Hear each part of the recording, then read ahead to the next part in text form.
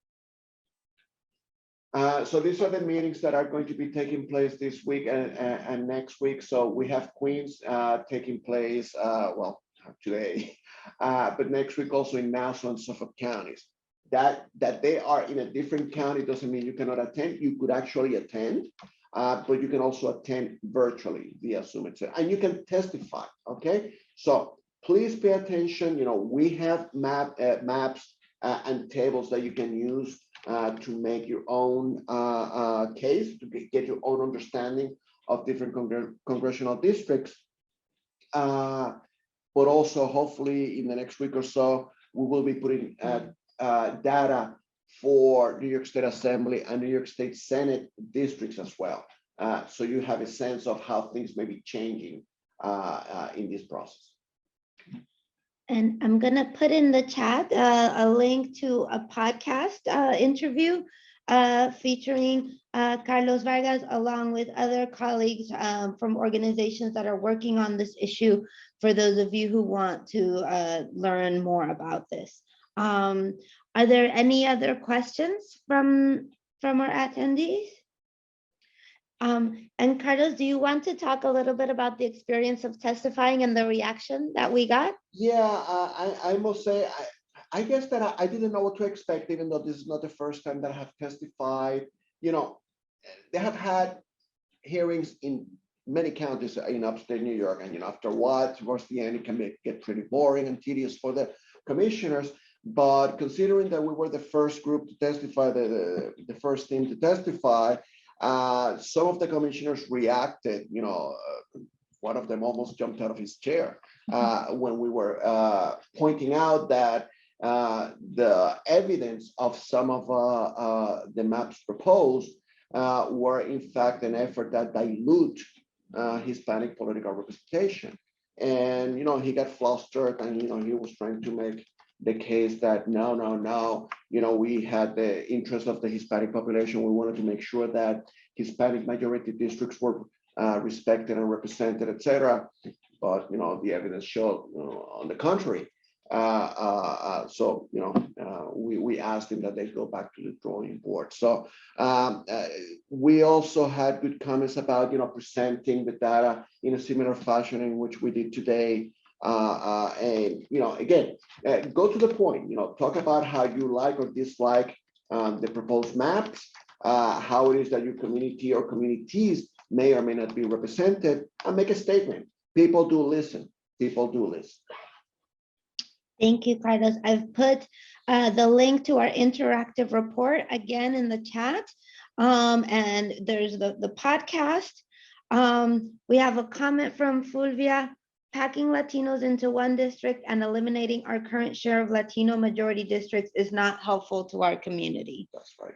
That's right. And that's exactly what happens under the names plan, which we name catastrophic. It's a catastrophic plan affecting, eliminating one full district and then diluting by packing Latinos. It could also dilute the number of Latinos in adjacent districts. That's also not a good thing. We definitely want to have districts that represent existing communities of interest and that have a good number of Latinos to make sure that Latinos can have a voice in electing candidates of their choice. If you reduce the number of Latinos from given districts, you reduce the power that those Latinos may have at election time. Absolutely, absolutely. Well, thank you, everyone. I think we will wrap it up there. Again, the link to the report is on the chat. At the bottom of the report is also an email where you can reach out to us with any questions. Thank you for connecting today. Keep following us on social media, and we'll see you in future cafecitos. So bye-bye.